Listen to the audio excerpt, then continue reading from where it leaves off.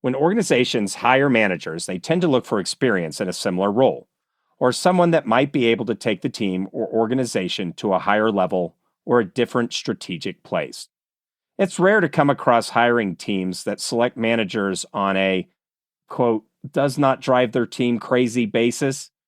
And there are few management issues that people complain about as much as this one: micromanagement. Welcome to the Indigo Podcast, an exploration of human flourishing at work and beyond. I'm Ben Barron of Indigo Anchor and Cleveland State University. And I'm Chris Everett of Indigo Anchor. For more information, please visit us at www.indigopodcast.com. Today, Chris, we are talking about micromanagement and micromanagers. Bad bosses.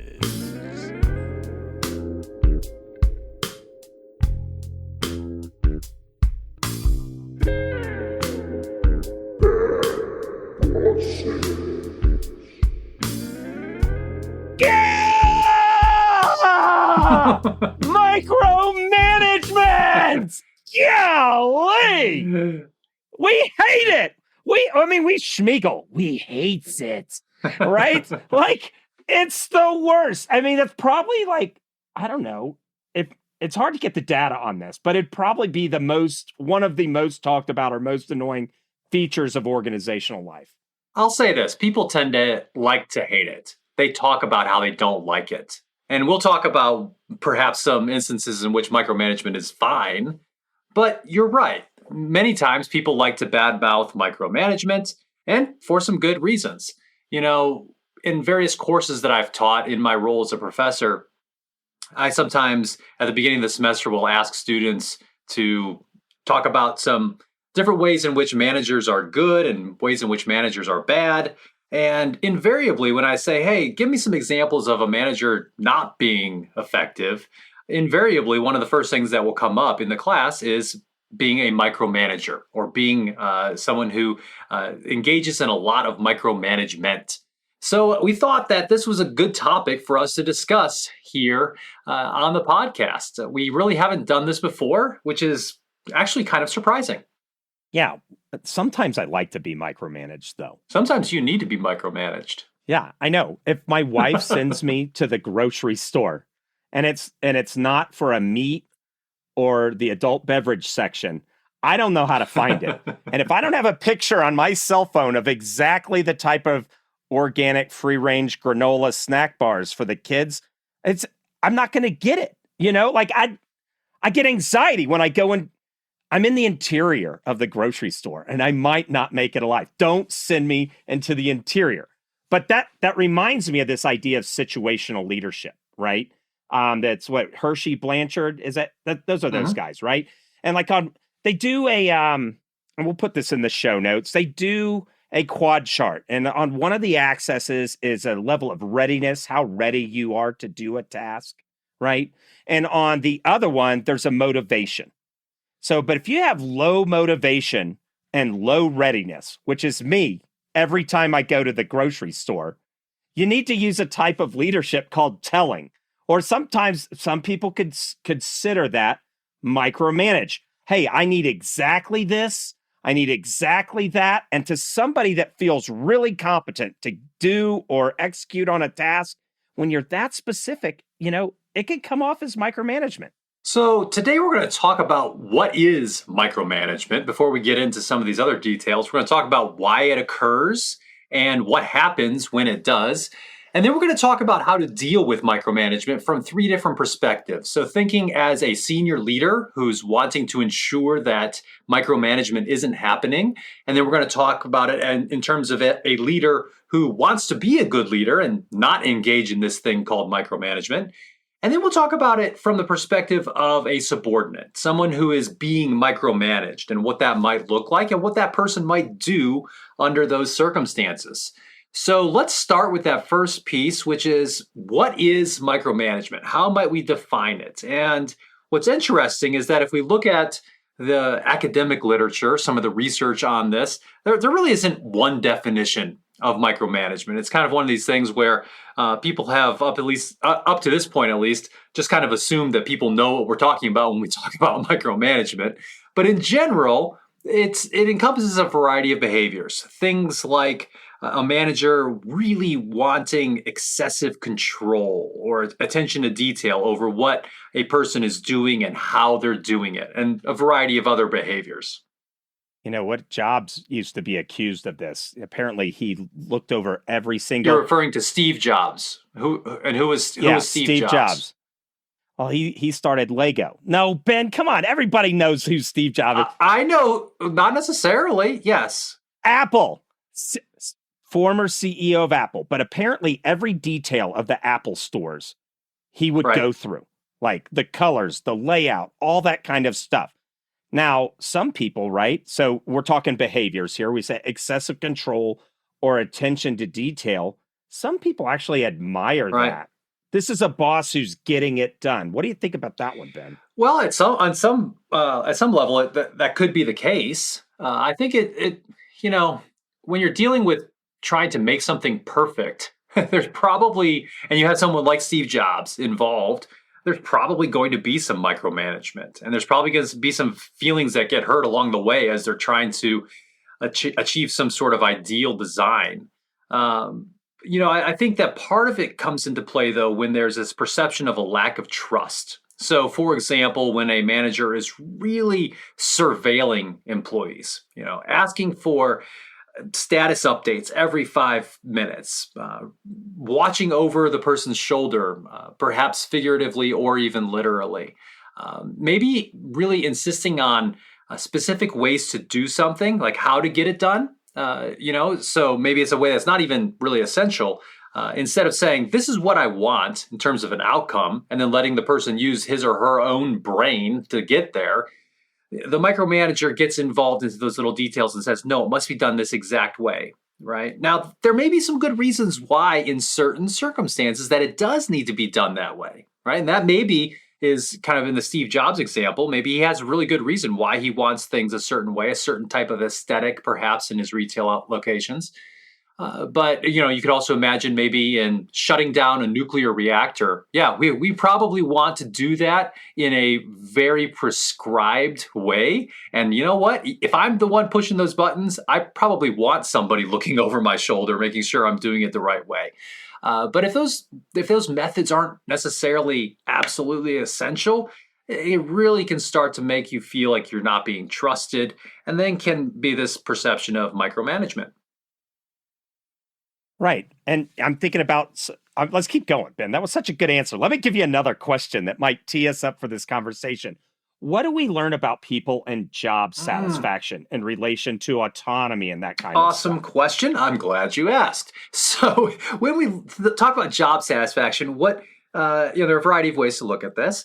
But one thing that we can look at when we're talking about what makes a job satisfying or a job motivating, we can look at the work itself. Like that's one aspect that makes a job satisfying or makes it motivating. There are other things, of course, pay, supervision, promotion opportunities, your coworkers and so forth. But when we look at the work itself, there's some aspects of that work that can make it intrinsically satisfying or not. One of those has to be whether or not you use a variety of skills. So variety is part of it, right? If I'm using different skills, different types of knowledge in the course of my day, that can make for a rather satisfying experience because most people don't like doing the same thing over and over and over and over and over again.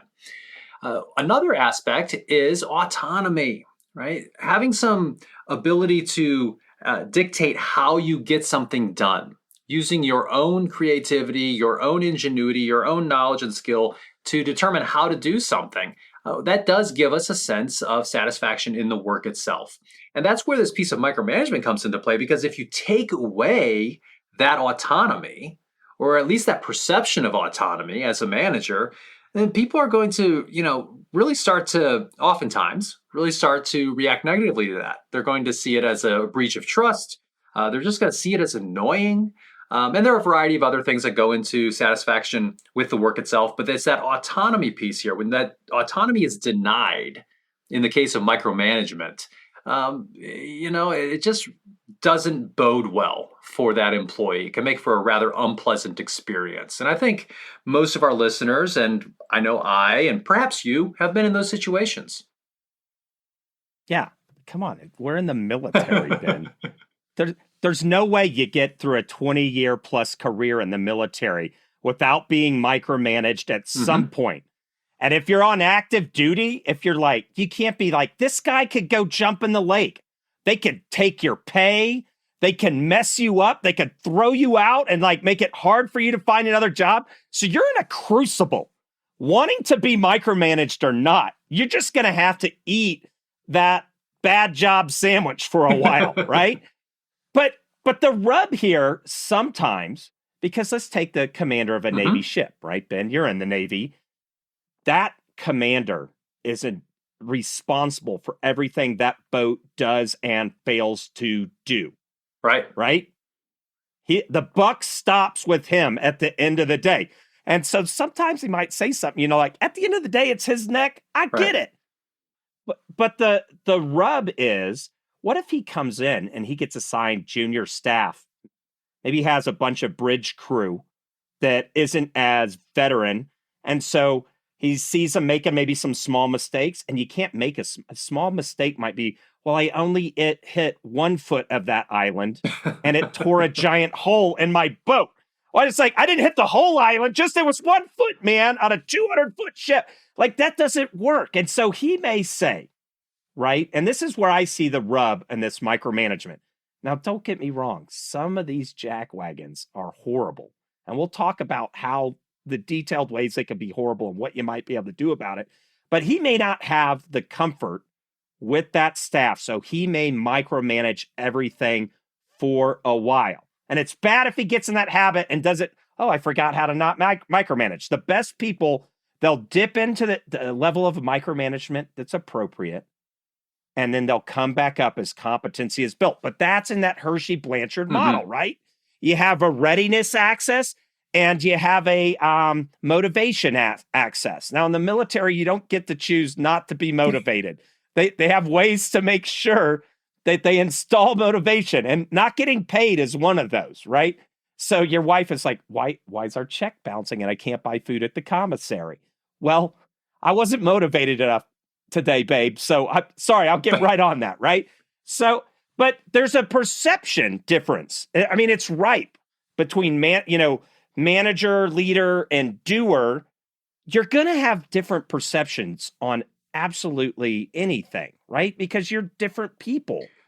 And looking at that, right? Like, I think I'm ready to do this. And that manager may not feel that way. And in those high stakes types of circumstances, you're going to have some micromanagement, right? When it's super high visibility, when there's high stakes stuff going on, when it's that operation involving a ship or the nuclear reactor or weapons, there's going to be a lot of people looking, and people are going to be making sure that it's going the way it's supposed to be going. And that's good, right? Because you want to catch any small errors, any small deviations from procedure well before it spins out of control and becomes something that you can't manage. So sometimes I think we can suggest micromanagement can be good. Sometimes it's necessary. Sometimes you've got to micromanage. You've already mentioned, if you're sending Chris to the store to get anything other than meat or booze, you need to micromanage that situation with or come with me and hold my hand, which I'm sure your wife just finds absolutely fun to do, right? So, but there's some micromanagement that needs to happen there. Now, hopefully you have actually some you mentioned that you have no motivation there either, but hopefully you do have some motivation because you want to make your family happy and so forth.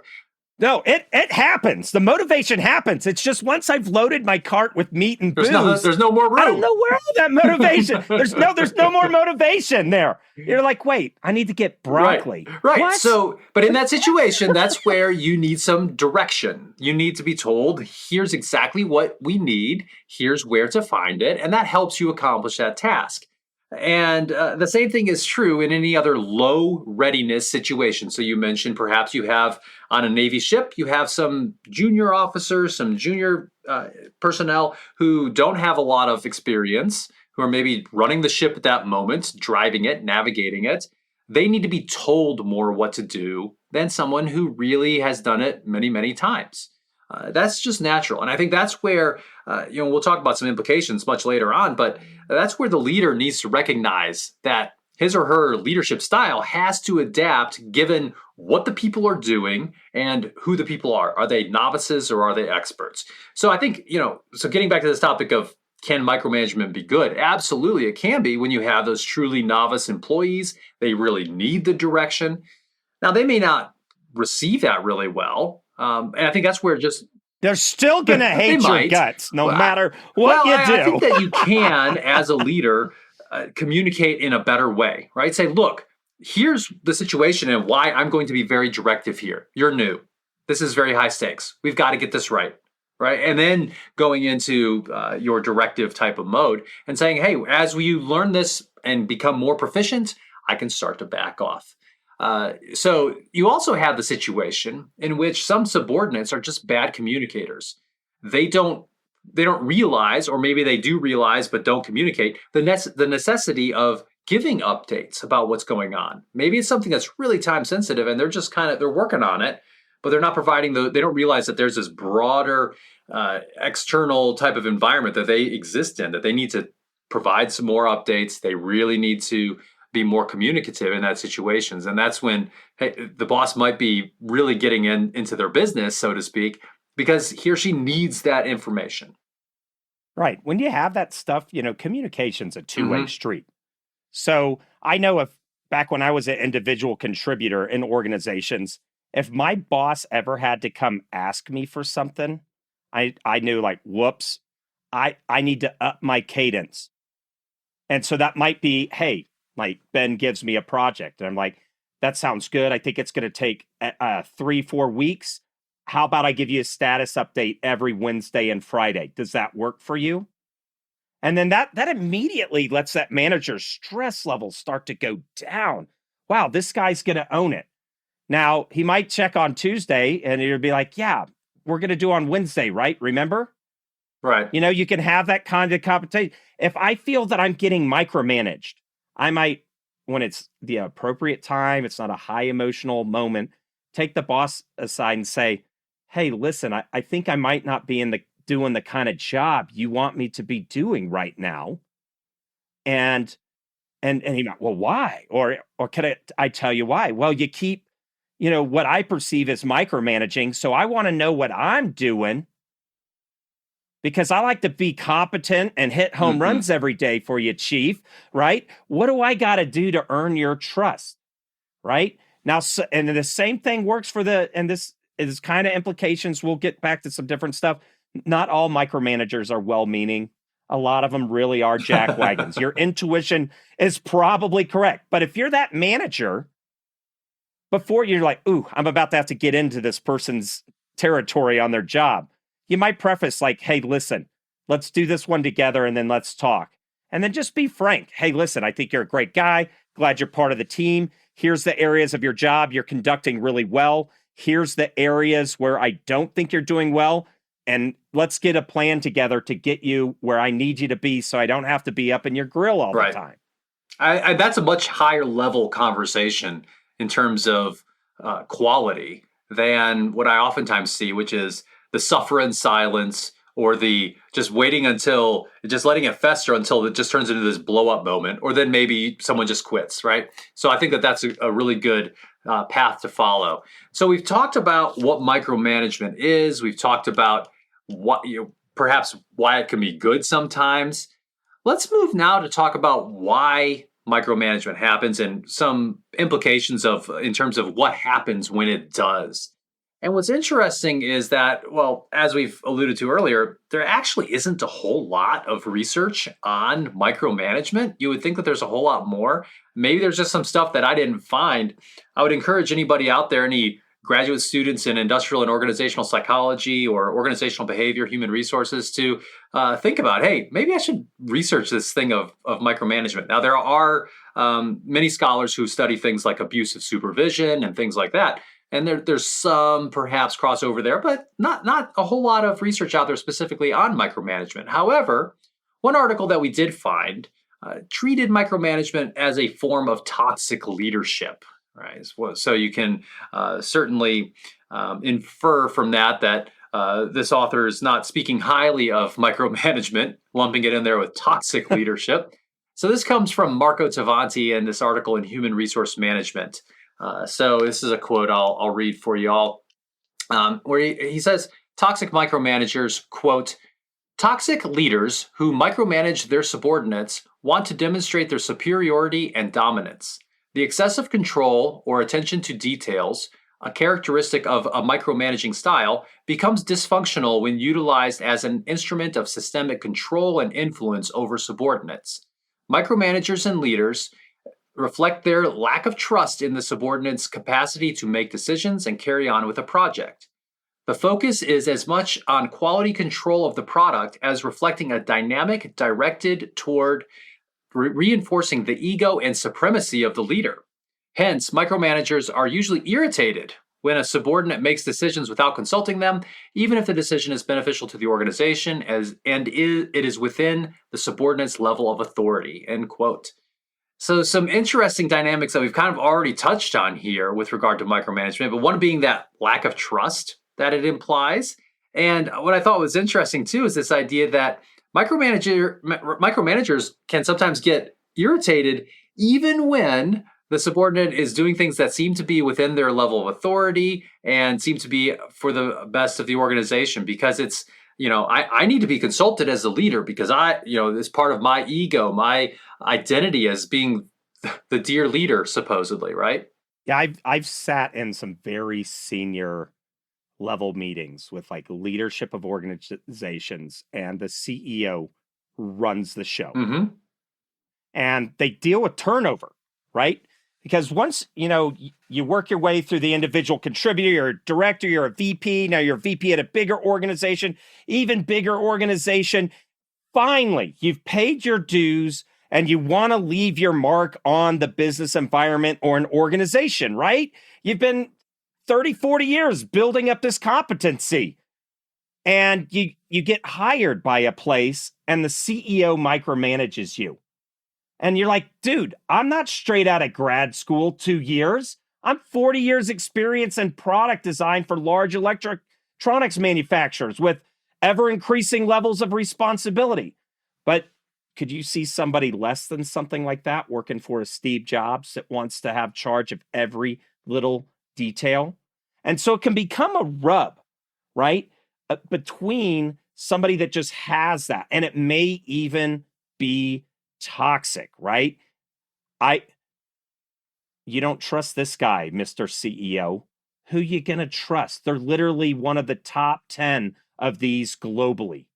And they just can't do it. And there's something in that person that needs that kind of control. And we use that term dear leader as if they run some kind of banana republic in the Caribbean, right? But that's the kind of vibe. It doesn't matter how competent, how excellent, and it's tons of strategic management and other type of books have been written about how those leaders are blind. And if they're successful, great. But that might be more luck of the draw, because we know that teams help build stuff. So, you'll never see a job description that looks like this.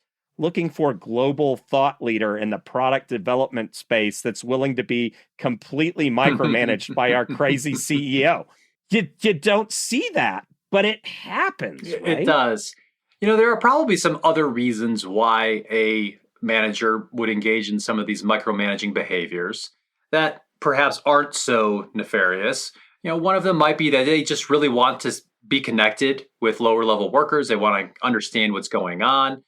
Maybe, and I'm giving them a lot of benefit of the doubt here, maybe they want to show that they care. But one thing that's kind of interesting is sometimes you have leaders who engage in these micromanagement behaviors because they actually feel a little bit more comfortable doing the work or with the details than they do with the tasks of managing and leading. So they're regressing back to that individual contributor role and ignoring the management and leadership that they should be doing. So they're getting into your business because that's what they feel most comfortable with. And that certainly can lead to some more micromanagement. They also might be just super scared of failure for their team. So they're so scared that something might happen with their team that's going to reflect badly on them. And that just would be such a hit to their ego that they want to make sure that they know exactly what's going on and try to get ahead of anything that might happen. Those are certainly some reasons why this would occur. Yeah, those first three there, you want to be connected to lower level workers. You want to show you care. You feel more comfortable doing the work rather than managing and leading. We see this all the time. And somebody just gets promoted. Lots of times it's more junior level management staff, director level, senior manager. They want to be connected to lower level workers because that's what they've been their whole life. And lots of times those first leadership roles, the other managers in the org are doing their own thing. It could be really, really lonely. And you're used to working on a team where you're like, yeah, our boss stinks. All right, let's get this done for him, right? You have that camaraderie and you miss it. So you want to go hang out with those people. You might want to show them you care because back when you were on a team, the way you showed people you care is you just showed up for them. Nancy lost her mom, so you have flowers and you go to lunch with her every day till she starts feeling better, right? And then the whole feeling more comfortable doing the work, well, you're starting to manage, you're starting to settle into that role, and you're going to have some more time than when you're a fully utilized resource. And I know some managers have said, what should I do at this time? Should I schedule meetings? No. So don't schedule more meetings. Somebody will fill your schedule up with meetings. This is time to do reflection on how your team's working and building yourselves up. And it's also time for you to be thinking about the long term instead of just the everyday fires, so to speak, that you're trying to put out. It's also possible that micromanagers engage in micromanagement because it's the only form of leadership that they've really seen. They have not seen what right looks like. They think that this is what leadership and management looks like, and so they do it. They think that they're doing the right thing. You also can have a situation in which upper management, it really starts to, create this dynamic in which micromanagers or that management in general just feels like they're really in charge and that they have this power, right, over people. And it just turns into this performance of kind of sticking it to the people who are actually doing the work. And that's certainly not something that's productive. And I would suggest probably correlates with a higher turnover rate and lower retention. Right. When leaders, depending on the organization, this could be a sign of leadership derailment. So if you've got a bunch of managers under you and you only see 2 out of 10 doing this, you might want to plug in, right? Also, some people are really structure-minded, right? I've seen this with a lot of engineering teams that I've worked. Hey, there needs to be this kind of structure. And if it's not there, they will seek to provide it. Sometimes teams work best in them. You know what? We do 80% of this. And, sometimes we just stop and field customers' complaint as they come up. My job is 80% organized, 20% whack-a-mole chaos of the day. And that's fine. But some people have a hard time with that. And that might not be a good job person fit, job role fit type thing. But sometimes it's just, we need this structure and that they're just going to dictate it by feel. That's right. So those are some reasons why micromanagement might occur. Let's turn our attention now to the impact, though, that this has on people and on organizations. And if you're someone out there who perhaps is right now going through being micromanaged, or maybe in the recent past has been micromanaged, you probably know exactly what's going on here. But I think the first thing, and we've already talked about this, though, is that it really undermines trust. When you're being micromanaged, you feel like your boss doesn't trust you. And that's no fun way to go to work in the morning. We oftentimes, as we mentioned before, are motivated by the autonomy that our job brings us. And this gets rid of that. It destroys that. And really kind of makes us feel like we have to do things a certain way. And that can really be damaging to our motivation. And guess what? If you're a top performer and you have options in terms of where you might work, you're probably going to start brushing up your LinkedIn profile, start looking at your resume, start talking to some contacts and looking to see what else is out there, to be honest. Yeah. And burnout. And you can tell, I swear, I haven't seen any. There might be like a professional article out there about this, but I think one of the precursors to burnout, the first inkling that you're headed in that direction is you start to not want to go to work. You're not looking forward to it. Right. So yeah, when you're leading to team employee burnout, like one of the things like, hey, you can assess this by saying, hey, how you feeling about coming into work today? And assuming that you have a good relationship with that person, maybe they'll respond honestly, right? Or if you're a micromanaging jerk, they're going to lie to you. So certainly it can lead to team and employee burnout. It can also just make the team look bad. If they're always getting micromanaged and they're just, low morale, that loss of motivation at the team level.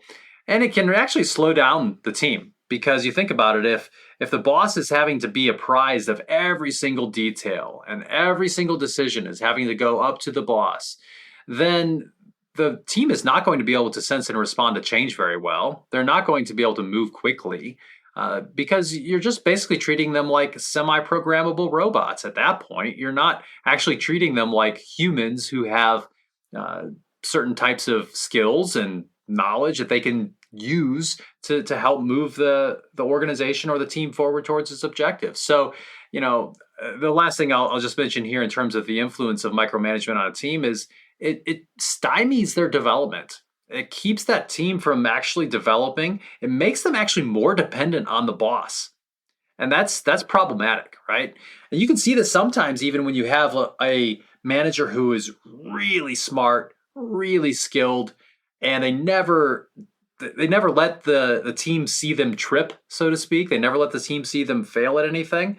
They're going to become so dependent on that boss that they're not going to develop much themselves. You've got to make them, help that team continue to use its own abilities. Yeah, I love that. All right. Well, now that we kind of know who and what they are and where they are, they're everywhere, right? So let's talk about how do we deal with this, right? If we want to flourish at work and beyond, which is what this podcast is about. Let's just say how to deal with micromanagement from three perspectives. Let's start off with a senior leader that's wanting to ensure that this is not happening in his org. Great. So imagine you are a senior executive. Maybe you don't have to imagine. Maybe you are a senior executive and you're listening to this. You're saying, okay, Ben and Chris, I get it. Micromanagement, not a good thing. I don't want this to be happening in my organization. What do I do to help ensure that this is not happening? And the first thing I would say is, well, we're dealing with humans, so the only thing we can do is increase the probability that we have good outcomes and decrease the probability of bad outcomes. But we can do this. We can. And the first thing that I would suggest, and this really goes back to how do I have a good culture? How do I have high productivity? How do I lower my voluntary turnover and increase my commitment? Well, it starts with hiring. Do a good job hiring. Rigorous hiring practices. Make sure that you have those professionals who can add value to the team without needing to be driven through micromanagement. That's a great place to start. It also applies to how you hire micromanagers. You could probably devise. Don't hire them. Don't hire them. You could devise some different interview questions and some scenarios perhaps to ask prospective managers about that could give you a sense of whether or not they have some of these tendencies around micromanagement. So start with hiring. I think that's a great thing to always keep in mind for any organization, and keep in mind some of these things about micromanagement as you're doing it. Yeah. Another thing is you might be the problem, buddy. You're the senior leader and everybody else in your org has turned into micromanagers because you create that culture. Hey, you put out pressure on your direct reports to where's my status? Where's my status? How comes this? We see this in formations in the Army. If you're going to do a big parade formation for the And we have Governor's Day here in Utah, and we actually do a military, and the governor comes down and inspects the National Guard for the state. So we do a bit of a parade for him. And if the parade's at 11, the general's going to say everybody needs to be lined up by 9, right? But then the next level leader is going to say everybody be there by 8. And the next thing you know, you're standing at 4 a.m. watching the sun come up. People are going to start passing out because they didn't bring enough water to sustain a 5-hour stand around and wait. But right, if you have that kind of culture that drives that, and we don't have that, we're not getting there 5 hours early for the governor's thing. So that, thankfully, but I have been in some formations where it was like that. You might be driving that kind of leadership. If you regularly yell at your direct reports, you might find more yelling because most people, sad to say, don't learn how to be leaders from evidence-based leading books and awesome podcasts like this one.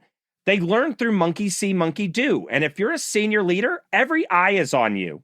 And they're watching you, and they're going to start, their mirror neurons are going to fire, and they're going to start emulating the way you talk and the way you behave. That's well said. Another thing you can do as a senior leader is you can assess for micromanagement. You could ask for it ask people about it in your annual surveys or in pulse surveys that you do. You could also, perhaps ask about it more informally. I would also suggest that, okay, so we talked about hiring well. Well, once you have people, have good management and leadership skills training. And that's where you would talk about things like micromanagement and when it's appropriate, those couple times when it's appropriate, and those many times when it's not, what it looks like, what the influence it could have on individuals and on teams might be, and some different ways to maybe get the outcomes you're looking for without micromanaging. So I think that's just absolutely critical, making sure you have that training dialed in. I think about sports, right? They'll interview the coach and it's like, so how'd you guys get this team to this next level? Lots of them will say, we went back and focused on the fundamentals. Yeah. And so micromanaging, you're like, all right, kids, first lesson about micromanagement. Don't do it. Okay. All right, go out there, be successful. Like, that's not how it happens. This management and leadership training that you're executing needs to be on the fundamentals, unless you have a way of assessing the quality of the leadership within your organization. And you could make sure that some of these base level stuff, like using micromanagement correctly and not micromanaging in a toxic way, that wouldn't come up all the time if the fundamentals were executed well in your org. That's right. It reminds me of a former Master Chief Petty Officer of the Navy. So that's the highest ranking enlisted sailor in the United States Navy. He was in that job a handful of years ago. His name is Mike Stevens, and I happen to know him personally. We worked on a few things together and have stayed in touch. And one thing that he had this program he called Brilliant on the Basics. And it was things about, developing sailors, about making sure that they were being onboarded well when you had new folks show up to the ship or to the squadron or the command, whatever. Some really good things. And it was about, not really complex topics, but being brilliant on the basics. And I think we can do that in our organizations too. Another thing that I think is really important in terms of that leadership and management skills training has to do with those transition points. When you have leaders that are moving into, in particular, their first supervisory role, maybe they've been in charge of some projects, but maybe this is the first time that they're in charge of people. When they're making that transition, that's a key time to help them understand that everything that they did that got them to that point, those behaviors that made them successful might not be the exact same ones they need to do to be successful as a manager. So for example, maybe they became successful by being super detail oriented, super into the weeds, so to speak, on every topic. Well, they can't cling to every detail as much now when they're in a supervisory role. They need to relinquish some of that control and focus on the bigger picture. So that's a really key time and a good way to perhaps get ahead of some of these micromanaging behaviors. Yeah, depending on your org, it's unlikely. You're not pushing your organization hard enough if people can just assume a leadership position and have zero challenges. So you should push your org hard so they have leadership challenges.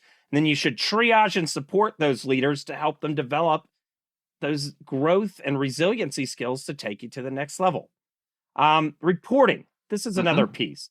Because like all the descriptions of micromanagement, or a lot of them, pretty much had, incessant need for status updates. Well, that might mean people aren't used to sitting in their office down the hall and their direct reports are down the way and they feel nervous. How will I know they're not working? We see this in the remote working stuff.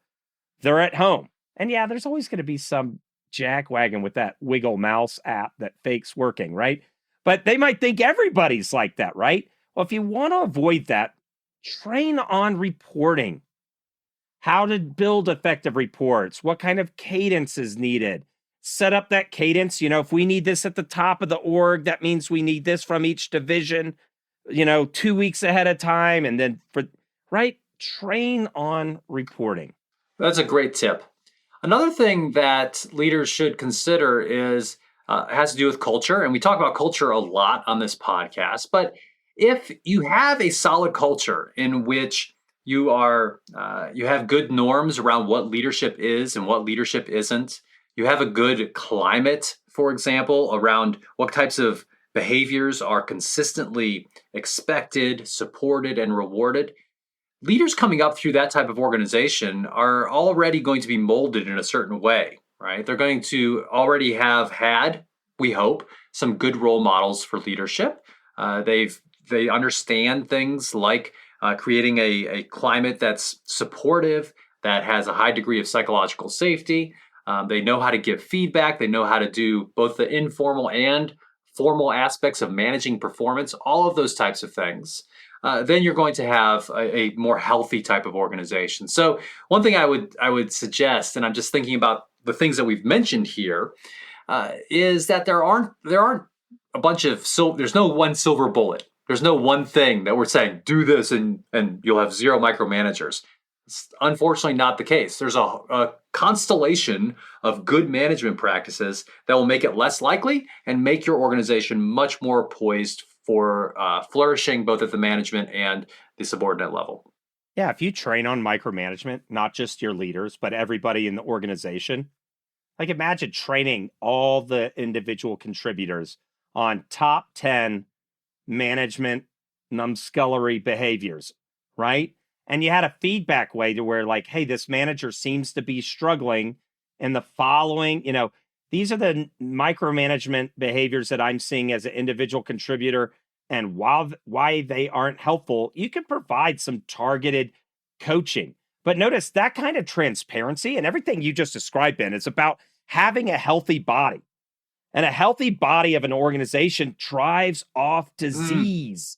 And that's what we're like, right? Driving off disease when your body, maybe you get a scratchy throat.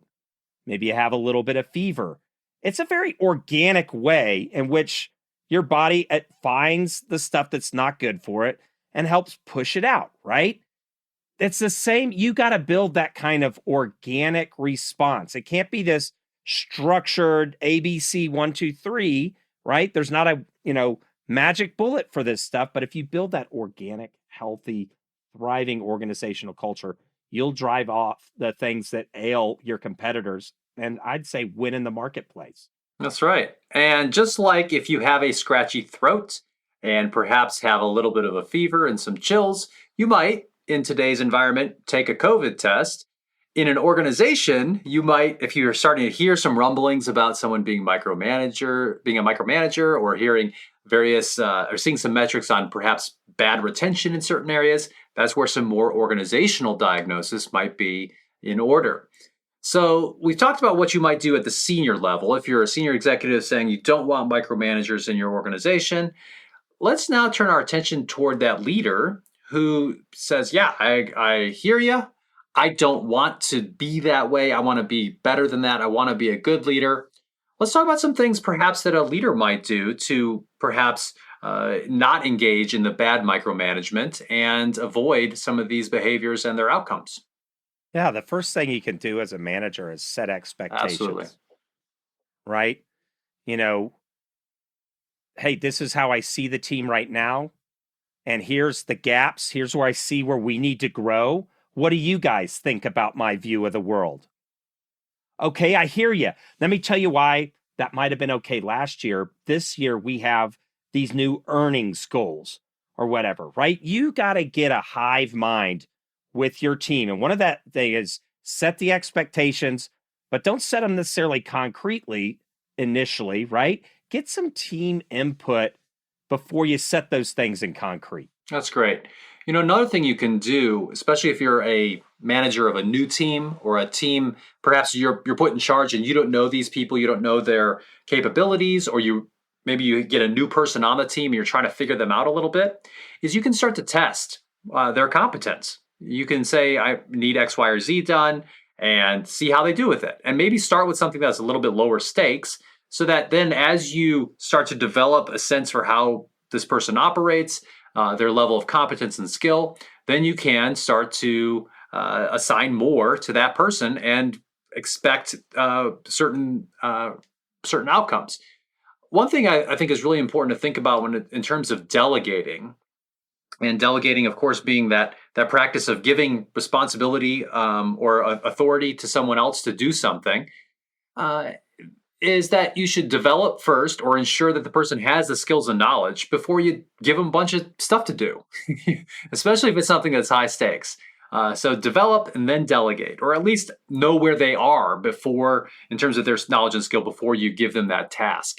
And this is something where you just have to continue to practice. One thing I think about when I'm thinking about this whole idea of micromanaging and development and delegation is someone who I work with in the Navy right now, who came onto my team around the same time that I took charge of the team. So it's kind of the same time. Had a great reputation coming into it, and I assigned a few different things. This person was knocking it out of the park and continued to do so. Very quickly, I was able to extricate myself from being a micromanager because I know this person has it. Like they're good to go. This person's a fire and forget type person in terms of you send them off in a direction, they're going to knock it out of the park. And then you just ask questions along the way to make sure that you understand what they're doing, make sure that you're supporting that person, getting back to your whole idea of situational leadership. Because if I were to micromanage this person, I know that this person would be like, wait, do you not trust me to get stuff done? Like I'm consistently delivering for you. Or he'd leave. Or would leave. He'd probably would. So I think that's an important thing to keep in mind as a leader. And going along with that is just creating a culture and an environment in which people can speak up and they can be honest about the challenges they're facing, that they can be honest with you if you are micromanaging them. I think if you really want to be a good leader, then you would want for people to speak up and say, hey, boss, like, why are you asking me this stuff all the time? Kind of like you talked about early in the beginning, right? You gave that example of having a conversation with a boss. You want people to have that conversation with you if you're truly trying to be good at a leader in your leadership and management responsibilities. Those conversations are pretty low risk. Yeah, I think they're a lot lower risk. Right. I think if you approach them correctly, if you do it right. If you say, hey, I'm concerned I'm not doing a good enough job for you. Like, it's really hard to be, that's right. Get out there right now. I hate you too. And your shoes are stupid, right? Or like, no, that's never going to happen, right? Hope not. But so if you broach it correctly, or guys, I'm concerned I'm micromanaging you and I won't know how to stop if you don't tell me how. So if any of you aren't happy with the micromanaging you're receiving, just, you can leave an anonymous note or whatever you guys feel comfortable with. But one of the things that I saw in an organization I worked with earlier in my life is they set such high, specifically sales goals, right? And that people ended up, because somebody would say, hey, listen, I think we're at the best we can do and provide a good customer experience. There's always some jackwagon. It's like, I can do a better job. I will set. And eventually, though, you can only drive so much out of people, and then they'll cut corners and cheat. And this organization, which I won't, put out on the airwaves here now, ended up getting many, many, many, many, many millions of dollars lawsuits because people were positioning the finance, because you had to sell the item and you had to sell a financial service. You'd get bonuses if you sold. And It was Wells Fargo. It's public knowledge. no, this is another one. Oh, different one? Okay. Well, Wells Fargo is doing it. Right. So, right. But if you put so much stake, people will cheat and break stuff and it'll destroy your brand. Yeah. So you have to be pragmatic here. People have to be able to be honest with the challenges of the work and don't disabuse yourself of the idea of, I can just get a bunch more people that can do this better. Have you seen the hiring environment out there right now? Yeah, good luck. It's like 3.5% unemployment or something. And there's a few geniuses out there, but most people clump in the middle of the pack. So you need a business model and a workforce strategy that wins. So that means you have to have people that can be honest about that stuff. A few other things that you can do is certainly going back to those expectations, developing those norms that you really want in your team, and making sure that you're crafting those expectations in a way that people understand, that are consistent, so people know what to expect, right? And I think that that's oftentimes one of the first things that I ask a leader if they say, I've got this poor performer. I like to say, well, what support have you given that person? Does that person really know what's expected of him or her? So making sure that that's clear, I think can really get ahead of some of these micromanagement issues. And also just developing those high quality relationships. When we talk about leadership on this podcast and when I talk about it in general, a lot of it boils down to having high quality relationships with people so they can be honest with you, so you can be honest with them. And at the same time, they know that, in the marrow of your bones, you care about their long-term well-being. That's huge. People like to work for folks like that. Yeah. One of the things that I would do with some junior leaders is make them get away from their team. Hey, for the next 6 weeks, you're going to drive results from your team without being in their proximity, right? And, people got thrown into that leadership challenge with the pandemic, but it helped, well, how do I know this? How do I know this? Solving those kinds of questions can develop systems and a cadence of communication and all these healthy behaviors. If you can drive, you're not cracking the whip on a bunch of ox, right? That's not we're dealing with real live humans. This org has real live humans, right? And so you want to treat them as such. So you're going to have to do that. And one of the key pieces there is to start to think about expectations, not task creations. I see this all the time in organizational leaders where they say, all right, I wrote all the tasks that need to be done. Billy, you've got these 3. Susan, you have these 2, right? Philson, I'm not giving you anything because you never do anything around here. Go make coffee, right? So you'll divide up the tasks on what they should be doing, but getting your team to function better, and people say, how do I get people to take ownership of what they're doing? Well, set the expectations. Team, we need to get here. How are we going to do it? And having a co-developed plan can be something that really helps develop that kind of self-organization and autonomy. Awesome. So we've talked about what you might do if you're a senior leader. We've talked about what you might do if you're a leader who just wants to not be a micromanager yourself. Let's now turn our attention toward that situation in which you're the subordinate, you are being micromanaged, you're having, flashbacks as we were describing some of those behaviors early on in the episode. What are some things that you might do if you are being micromanaged? And, I think one of the first things is try to empathize and understand the situation. Try to understand your manager first and think about, how might you and your manager have better communication so that both your and your manager's needs are being met? How can you maybe increase the quality and quantity, perhaps, if it's needed, of that communication and build some more trust? And hopefully help them relax a little bit. Now, it's not always going to work, but I think that that's a place to start. Yeah, empathy. I can't think of very many things in human interactions where empathy is not advisable. Yeah, right. I would say the only thing is when you're developing large scale policy, you don't want to get hung up on single stories, right? right. Because right? That's a large, but good policy will have some flex at the individual level. Yeah.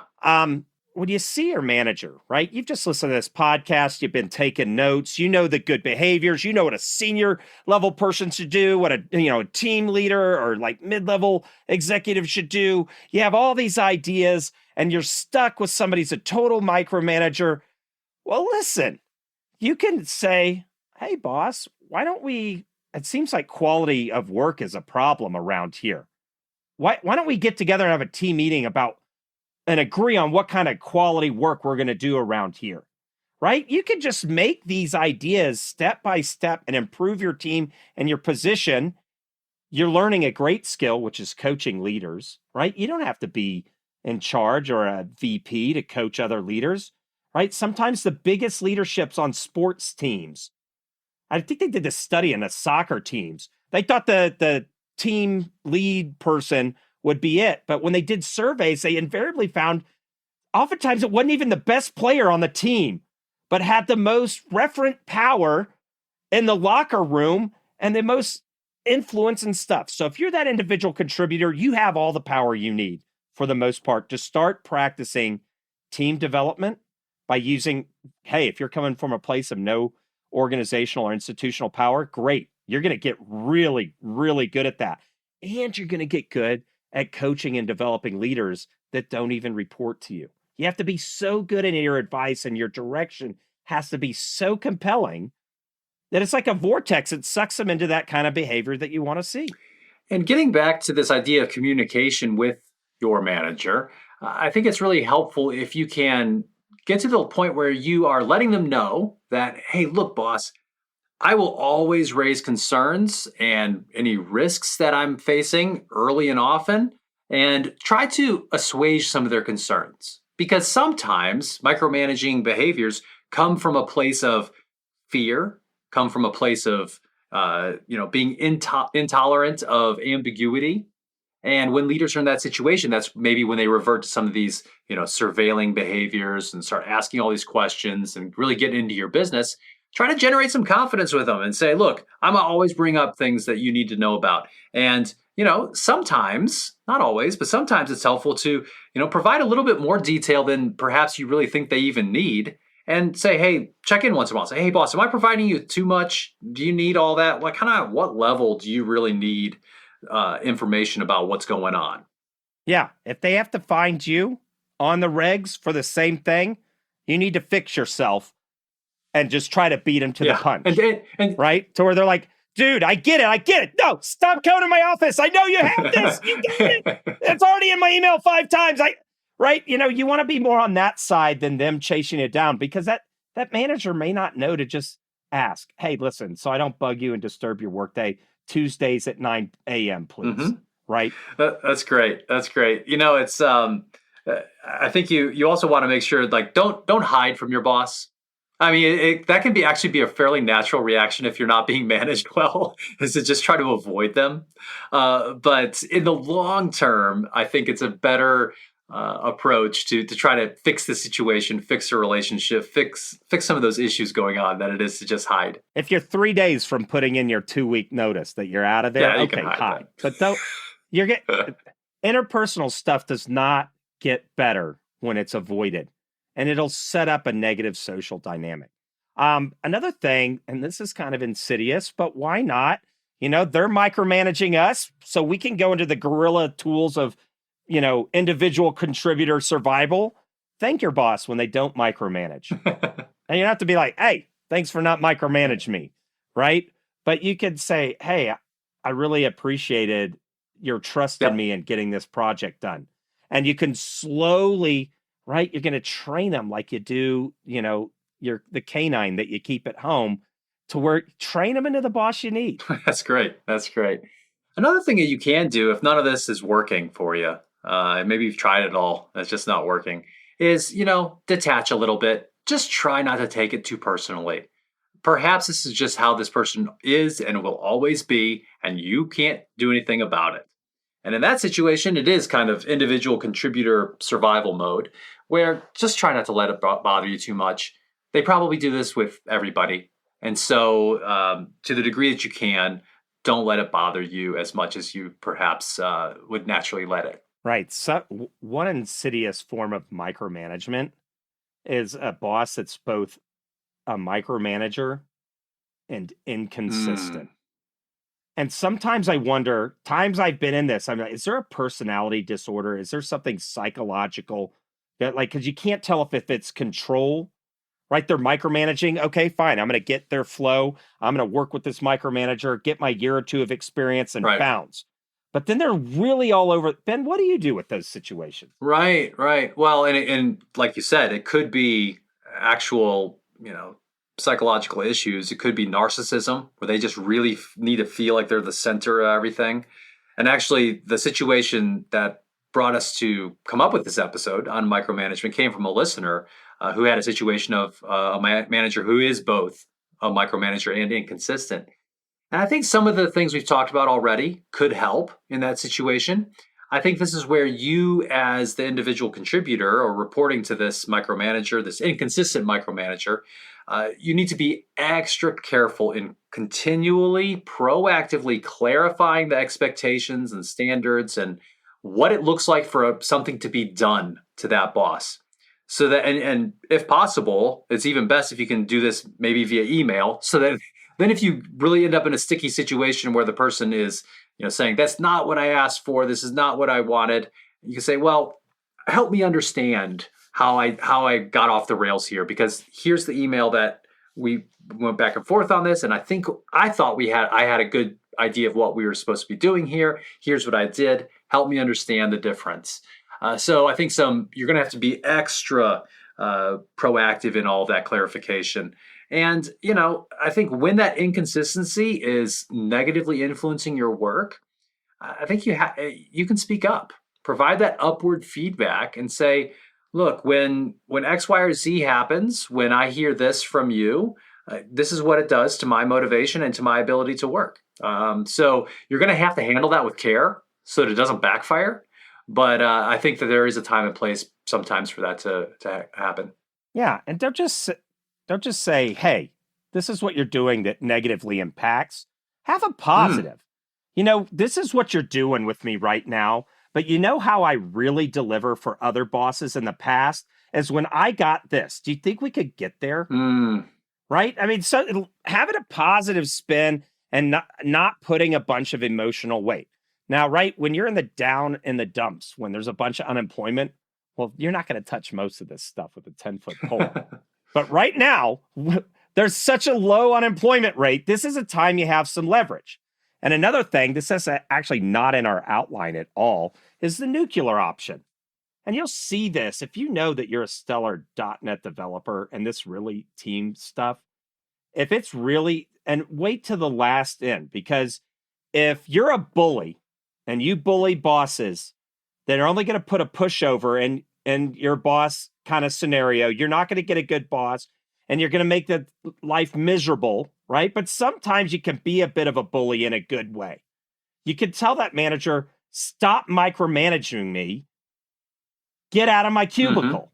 Or, you know what? Let's go down to HR because I'm going to tell them how crappy you are at doing your job, right? Sometimes a punch in the stomach, right? There's been 2 times in my career where I've had to do something like this. Figuratively, we're not advocating physical violence.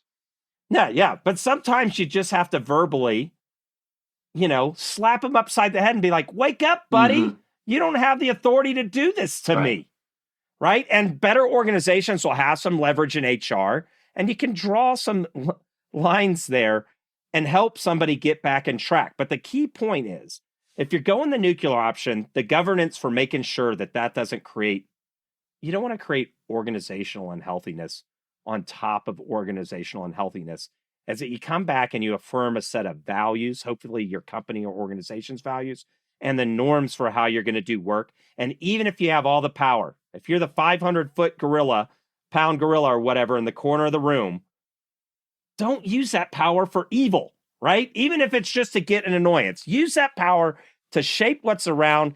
And, if you're like me, I'm just going to go to bed fantasizing about telling my bosses what for. And thanks for listening to us today.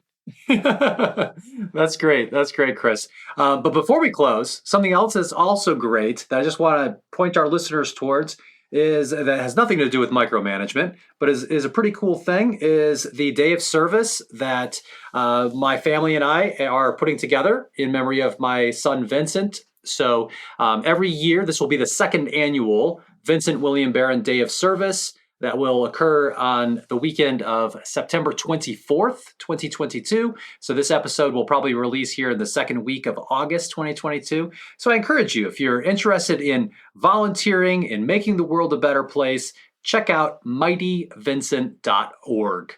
And I hope you do. Please share all the stuff we have out there, because I think it's a good thing that we really hope to be using for decades to come to make a better difference in the world. Okay, so today on the Indigo Podcast, we've talked about bad bosses. We've talked about the micromanager. We've talked about what micromanagement is, why it occurs, what happens when it does, and most importantly, we've talked about how to deal with micromanagement from 3 different perspectives. If you're a senior leader wanting to make sure it's not happening, if you're a leader who just wants to do a good job and be a good leader, and as a subordinate who is being micromanaged. Thanks for listening to the Indigo Podcast. If you like this podcast, please consider helping us by rating us on Apple Podcasts or wherever you listen, telling your friends about us, having us on your podcast, or mentioning us on social media. Our website is www.indigopodcast.com, where you can access more information about us and this episode. Thanks again, and we look forward to talking with you again soon.